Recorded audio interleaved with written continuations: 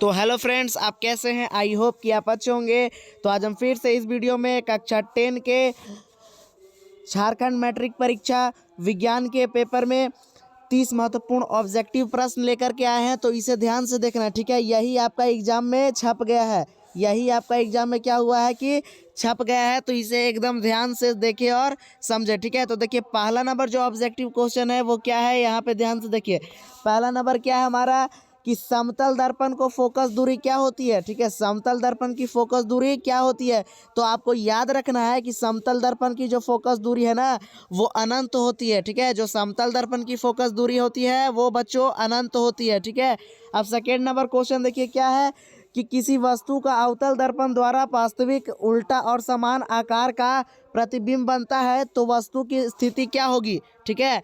तो किसी वस्तु का अवतल दर्पण द्वारा वास्तविक उल्टा और समान आकार का प्रतिबिंब बनता है ना, तो वस्तु की स्थिति किस पर होती है? वक्रता केंद्र पर, यानी सी पर, ठीक है। तो यहाँ देखिए वक्रता केंद्र को हम लोग सी से सूचित करते हैं, तो कहाँ पे होगा? सी पे, ठीक है। और थर्ड नंबर क्वेश्चन देखिए क्या हमारा तीसरा नंबर ऑब्जेक्टिव कि निम्नलिखित में से किसमें प्रकाश सबसे तेजी से गमन करेगा, ठीक है।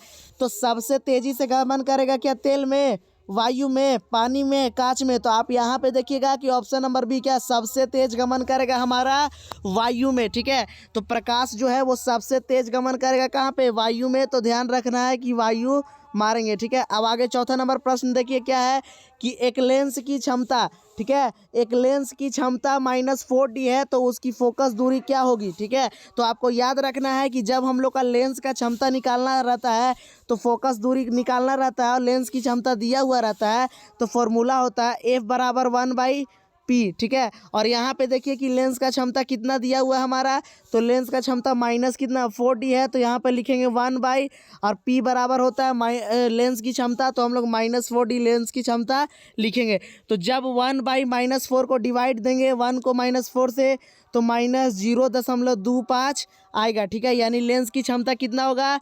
-0.25 मीटर होगा, ठीक है। तो यहाँ पे देखेंगे कि -0.25 मीटर कहाँ दिया हुआ है, तो देखिए सी नंबर क्वेश्चन में दिया हुआ है, तो ये हमारा क्या होगा? ऑप्शन सही होगा, ठीक है। तो 5 नंबर क्वेश्चन देखिए कि क्या बोल रहा है कि मानव नेत्र की फोकस दूरी में परिवर्तन का क्या कारण है, ठीक है। तो मानव नेत्र की फोकस दूरी में परिवर्तन का कारण होता है पश्चमावी पेशियाँ, और उसे हम लोग सिलियरी पेशियाँ भी कहते हैं। तो ऑप्शन नंबर सी क्या होगा? सही होगा। तो याद रखना है कि जो मानव नेत्र में फोकस दूरी होता है वो क्या होता है? पश्चमावी पेशियाँ छोटा बड़ा करती है, तो ज़्यादा काम क्या होता है? दिखता है, उसे हम लोग सिलियरी पेशियाँ भी कहते हैं। अब 6 नंबर क्वेश्चन देखिए बोल रहा है क्या 6 नंबर क्वेश्चन कि दूरदृष्टि दोष को भी कहा जाता है। तो आप याद रखिएगा कि जो दूरदृष्टि दोष होता है उसको हाइपरमेट्रोपिया भी कहते हैं, ठीक है। हाइपरमेट्रोपिया भी कहते हैं, ठीक है। तो 7 नंबर क्वेश्चन देखेंगे। 7 नंबर बोल रहा है क्या कि प्रतिरोध का एसआई मात्रक क्या है। तो आपको याद रखना होगा कि जो प्रतिरोध है उसका एसआई मात्रक देखिए ओम है, क्या है? ओम है। तो यहाँ पर देखिए कि ओम कहाँ दिया हुआ है? ऑप्शन नंबर डी में है, तो ओम क्या होगा हमारा? सही होगा, ठीक है। तो आप क्वेश्चन नंबर 8 देखेंगे कि क्वेश्चन नंबर 8 क्या बोल रहा है, ठीक है। तो यहाँ ध्यान से देखिए कि क्वेश्चन नंबर 8 बोल रहा है कि टंगस्टन का उपयोग निम्नलिखित में से किसमें किया जाता है, ठीक है। कह रहा है कि टंगस्टन का उपयोग निम्नलिखित में से किसमें किया जाता है। तो यहाँ पे ध्यान देना है कि जो टंगस्टन का उपयोग किसमें किया जाएगा, तो धातु निष्कर्षण में। क्या धातु निकालने में किया जाता है? तो नहीं, ठीक है। बिजली के बल्ब में, तो बिजली के बल्ब में भी टंगस्टन का उपयोग होता है, ठीक है। कुचालक है? नहीं। वस्त्र निर्माण में क्या टंगस्टन का उपयोग होगा? नहीं। तो ऑप्शन नंबर बी क्या होगा? बिजली के बल्ब में हम लोग टंगस्टन जो धातु होता है उसका उपयोग करते हैं, ठीक है। तो 9 नंबर में तो क्वेश्चन क्या बोल रहा है कि चुंबकीय क्षेत्र रेखाएं निकलती है। तो आपको याद रखना है कि जो चुंबकीय क्षेत्र रेखाएं होती है जो कि निकलती है वो उत्तरी ध्रुव से निकलती है, ठीक है दोस्तों। उत्तरी ध्रुव से क्या करती है कि निकलती है। आप आगे देखिए कि 10 नंबर जो क्वेश्चन है वो क्या बोल रहा है? बोल रहा है कि निम्नलिखित में से कौन सा हमारे लिए ऊर्जा का परम स्रोत है, ठीक है। याद रखना है कि जो ऊर्जा का परम स्रोत है ना वो हमारे लिए सूर्य है, ठीक है। सन क्या है कि हमारे लिए ऊर्जा का परम स्रोत है।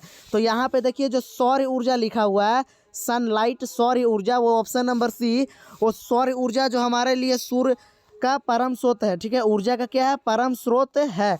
अब देखिए कि 11 नंबर क्वेश्चन क्या बोल रहा है कि रासायनिक समीकरण को हम किस नियम के कारण संतुलित करते हैं। तो आपको ध्यान रखना है कि हम रासायनिक समीकरण को द्रव्यमान संरक्षण के नियम के कारण क्या करते हैं, उसको संतुलित करते हैं। ठीक है, क्योंकि जो रासायनिक समीकरण होता है वो द्रव्यमान संरक्षण के नियम का पालन करता है। और द्रव्यमान संरक्षण नियम कहता है कि किसी भी रासायनिक अभिक्रिया में नहीं तो कभी किसी तत्व का निर्माण होता है और ना ही विनाश होता है। तो आप ऑप्शन नंबर 12 देखिए, ऑब्जेक्टिव 12 क्या है कि बोल रहा है कि जो Fe plus CuSO arrow Cu plus FeSO किस प्रकार का अभिक्रिया है। तो यहाँ पे ध्यान दीजिए कि क्या हो रहा है कि जो Fe है ना वो SO के साथ चला गया। ठीक है, देखिए Fe किसके साथ चला गया, SO के साथ, और Cu अकेला रह गया। तो एक से दूसरा के साथ, तो दूसरा के साथ स्थित हुआ यानी विस्थापित हुआ। ठीक है, दूसरा के साथ क्या हुआ, विस्थापित हुआ। तो यह कैसा अभिक्रिया है, विस्थापन अभिक्रिया है। ठीक है, कैसा अभिक्रिया है, विस्थापन। देखिए कि ऑप्शन में लिखा है संयोजन, वियोजन, विघटन, द्विविस्थापन, ये गलत है। ठीक है, ऑप्शन यहाँ पे दिया हुआ नहीं है, आप लिख दीजिए कि ये कैसा अभिक्रिया है, यह विस्थापन अभिक्रिया है। ठीक है, जो ये ऑप्शन नंबर 12 वो विस्थापन अभिक्रिया है। ठीक है, अब आगे बढ़ते हैं हम लोग। बोल रहा है कि 13 नंबर जो क्वेश्चन है, तो ध्यान से देखिए कि 13 नंबर क्वेश्चन क्या बोलता है कि 13 नंबर बोल रहा है कि H+ आयन की सांद्रता किस पदार्थ में सबसे अधिक होती है। ठीक है, सबसे अधिक होगा H+ आयन की सांद्रता। ठीक है, H+ आयन की सांद्रता अम्ल में सब जितना अम्लीय होगा उतना H+ आयन की सांद्रता क्या होगा, अधिक होगा। ठीक है, तो क्या जठर रस में होगा, जठर रस में से क्या निकलता है, वहाँ पे जठर रस में भी रहता है H+ आयन की सांद्रता रहता है। ठीक है, नींबू क्या है, नींबू का रस में रहता है H+ आयन का सांद्रता। शुद्ध जल में नहीं रहता है, और मिल्क मैग्नीशियम में H+ आयन की सांद्रता हल्का फल्का रहता है, तो इसको भी कट करते हैं। ठीक है, अब जठर रस और नींबू में सबसे ज़्यादा किस में रहता है, कि जठर रस में रहता है। ठीक है, तो ऑप्शन नंबर ए क्या होगा हमारा, सही होगा, राइट। ठीक है, अब 14 नंबर प्रश्न देखते हैं कि क्या बोल रहा है। ठीक है, तो 14 नंबर प्रश्न यहाँ पे देखिए ध्यान से कि क्या है हमारा 14 नंबर प्रश्न बोल रहा है कि पदार्थ ABC तथा D का pH मान क्रमशः 5, 8, 10, क्या है 13 उपरोक्त पदार्थों में अम्ल है। ठीक है, मतलब कि ABC का मान दिया हुआ है, A का 5, फिर 8, फिर 10 और फिर 12 ABCD का, इनमें से कौन सा अम्ल है। ठीक है, तो याद रखना है कि जो अम्ल होता है ना, अम्ल का जो pH मान होता है वो 7 से क्या होता है, कम होता है। ठीक है, और 7 होगा तो फिर उदासीन होगा, 7 होगा उदासीन, और 7 से फिर ज़्यादा होगा, 7 से क्या होगा, यदि ज़्यादा होगा तो वो क्षार होगा। ठीक है, तो 7 से कम इसमें कौन है, 5, और 5 क्या है, ए।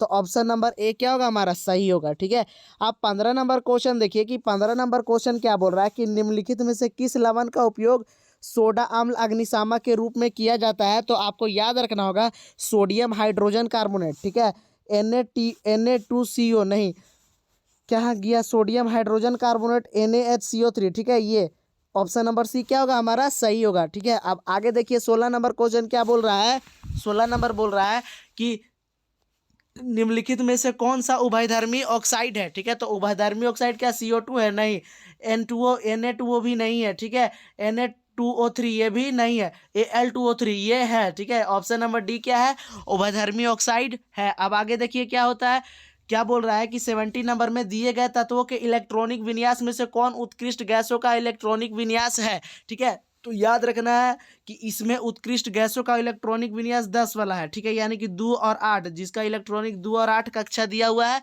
वो क्या होगा, उत्कृष्ट गैस का विन्यास है। ठीक है, अब आगे देखिए कि 18 नंबर क्वेश्चन क्या बोल रहा है कि निम्न में से कौन असंतृप्त हाइड्रोकार्बन है।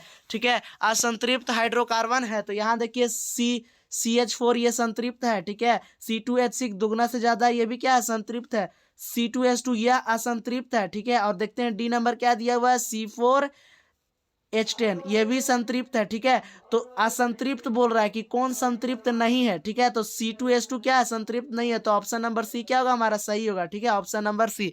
अब देखिए कि 19 नंबर प्रश्न क्या बोलता है कि CHO में कौन सा प्रकारात्मक समूह है, तो CHO क्या होता है, एल्डिहाइड। ठीक है, तो आपको याद रखना है कि क्या होता है, एल्डिहाइड। तो अभी A B में नहीं दिया हुआ है, तो ऑप्शन देखिए C नंबर में दिया हुआ एल्डिहाइड। तो हम लोग एल्डिहाइड को क्या करेंगे, टिक मारेंगे। ठीक है, 20 नंबर बोल रहा है कि देखिए 20 नंबर क्वेश्चन है कि दिए गए तत्वों में किस तत्व में संयोजी इलेक्ट्रॉन की संख्या लिथियम के बराबर होगी। ठीक है, तो लिथियम के बराबर या तो सोडियम में हो सकता है या तो पोटेशियम में। तो यहाँ देखिए कि मैग्नीशियम दिया हुआ है नहीं, कैल्शियम दिया हुआ है नहीं, और डी एल्युमिनियम यहाँ भी नहीं, तो पोटेशियम, सी मारेंगे सही, पोटेशियम में होगा। ठीक है, अब आगे देखिए 21 नंबर क्वेश्चन कि अमीबा में किस प्रकार का पोषण होता है, तो अमीबा में प्राणी संभोजी पोषण होता है। ठीक है, ऑप्शन नंबर डी क्या होगा, सही होगा, प्राणी संभोजी पोषण होता है। ठीक है, 22 नंबर देखिए क्या बोल रहा है कि श्वसन प्रक्रम में ग्लूकोज में पाइरुवेट का विखंडन होता है। तो श्वसन जो प्रक्रम होता है ना, रेस्पिरेशन, श्वसन को हम लोग इंग्लिश में रेस्पिरेशन कहते हैं। ठीक है, तो जो श्वसन प्रक्रम होता है उसमें जो ग्लूकोज पाइरुवेट का विखंडन, पाइरुवेट में विखंडन होता है, वो क्या होता है, माइटोकॉन्ड्रिया में। ठीक है, कोशिका के अंदर होता है माइटोकॉन्ड्रिया। ये भी पूछ सकता है कि माइटोकॉन्ड्रिया कहाँ उपस्थित होता है, तो आप टिक मार दीजिएगा कोशिका में। ठीक है, क्योंकि कोशिका के अंदर हमारा माइटोकॉन्ड्रिया होता है, तो ऑप्शन नंबर बी क्या होगा, सही होगा। ठीक है, अब आगे देखिए कि 23 नंबर प्रश्न क्या कर रहा है हमारा कि निम्नलिखित में से कौन सा हार्मोन शरीर की वृद्धि के लिए उपापचय का नियमन करता है। ठीक है, तो वृद्धि हार्मोन नहीं, थायरोक्सिन हार्मोन का, ऑप्शन नंबर डी। ठीक है, थायरोक्सिन जो हार्मोन है वो हम लोग का उपापचय और वृद्धि के लिए नियमन करता है। ठीक है, अब नियमन करता है। अब 24 नंबर देखिए क्या है कि मानव में सभी अनैच्छिक क्रियाएं का नियंत्रण कहाँ से होगा, तो मेंडुला द्वारा। ठीक है, तो देखिए ऑप्शन में मेंडुला दिया हुआ है कहीं, मेंडुला के द्वारा होगा। ठीक है, मेंडुला के द्वारा होगा हमारा, तो मेंडुला ऑप्शन नंबर डी क्या हुआ हमारा, सही होगा। ठीक है, अनैच्छिक क्रिया मेंडुला के द्वारा ही होता है सब।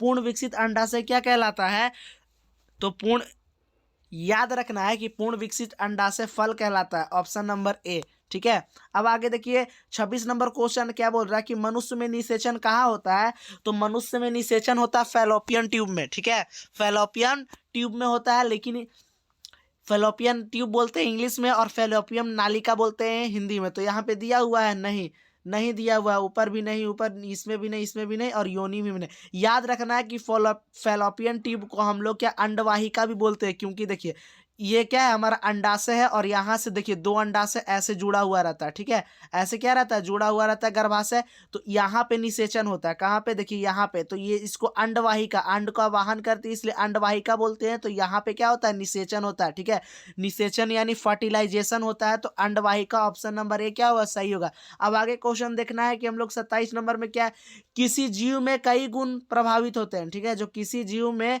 कोई गुण प्रभावित होते हैं, केवल पिता के डीएनए से नहीं, केवल माता के डीएनए से नहीं। ठीक है, पिता और माता दोनों के डीएनए से, ये सही होगा। ऑप्शन नंबर सी क्या है, सही है कि पिता और माता दोनों के डीएनए से प्रभावित होते हैं। ठीक है, तो देखिए तो डी नंबर में क्या लिखा हुआ, ना पिता के डीएनए से, ये तो गलत है। ठीक है, तो ऑप्शन नंबर सी ही क्या है हमारा, सही होगा। ठीक है, ऑप्शन नंबर सी क्या होगा, सही होगा। यहाँ पे देखिए कि 28 नंबर क्वेश्चन क्या बोल रहा है कि नाभिकीय विद्युत संयंत्र शक्ति संयंत्र में किस प्रक्रिया से ऊर्जा मुक्त होती है। तो याद रखना है कि नाभिकीय विखंडन होता है तब ऊर्जा क्या करती है, मुक्त होती है। ठीक है, जब नाभिकीय विखंडन होगा तब ऊर्जा क्या होगी, मुक्त होगी। अब आगे देखिए 29 नंबर जो क्वेश्चन है वो क्या कह रहा है, 29 नंबर क्वेश्चन यहाँ पे ध्यान से देखिए क्या बोल रहा है कि हरे पेड़ पौधे की पत्तियां प्राप्त होने वाले जो प्राप्त करते हैं सौर ऊर्जा कितना प्रतिशत भाग, ठीक है, भार नहीं, यहाँ पे भाग होगा। ठीक है, यहाँ पे क्या होगा, भाग, खाद्य ऊर्जा में परिवर्तित करने में खर्च करती है। तो याद रखना है कि यह 1%, ठीक है, कितना, 1% भाग क्या करती है, वो खर्च करती है। तो ऑप्शन नंबर ए हमारा क्या होगा, सही होगा। ठीक है, अब 30 नंबर क्वेश्चन देखिए, लास्ट क्वेश्चन है कि निम्नलिखित में से किस पदार्थ का प्रयोग करना पर्यावरण के लिए सबसे लाभदायक होगा। ठीक है, तो थर्माकोल के डिस्पोजल कप का, ये भी गलत, पर्यावरण के लिए सबसे अधिक लाभदायक होगा, जो हमारा इन्वायरमेंट है उसके लिए फायदेमंद होगा। तो दूसरा नंबर क्या बोलता है, प्लास्टिक के डिस्पोजल कप का, फिर तो प्लास्टिक है तो फिर से गलत होगा। ठीक है, मिट्टी के डिस्पोजल कप का, क्या मिट्टी का जो डिस्पोजल कप होता है उसका भी हम लोग उपयोग कर सकते हैं। तो देखते हैं ऑप्शन नंबर डी और में क्या दिया हुआ है। ठीक है, कागज के डिस्पोजल कप का। ठीक है, तो कागज के डिस्पोजल कप का, ठीक है, तो हमारा क्या होगा, कागज के डिस्पोजल कप का। ठीक है, अगर कागज नहीं देता तो हम लोग मिट्टी मारते, कागज तुरंत गल जाता है मिट्टी में। ठीक है, अगर हम लोग का कागज नहीं देता तो क्या मारते, मिट्टी मारते, लेकिन याद रखना है कि मिट्टी से थोड़ा बहुत नुकसान भी हो जाएगा। ठीक है, तो हमारा क्या मारेंगे, 30 का ऑप्शन नंबर डी, कागज के डिस्पोजल कप का। ठीक है, तो चलिए फ्रेंड्स, हम फिर मिलते हैं एक नए वीडियो के साथ। तब तक के लिए जय हिंद। हमारे चैनल को सब्सक्राइब और वीडियो को लाइक जरूर कर दे। फिर से हम आपके लिए सब्जेक्टिव क्वेश्चन 2 और 3 और 5 नंबर के लाने वाले हैं, तो चैनल को सब्सक्राइब करें और बेल आइकन को प्रेस करें, जो कि एकदम एग्जाम में छपा क्वेश्चन को लेकर के आएंगे। ठीक है, एकदम छाट के।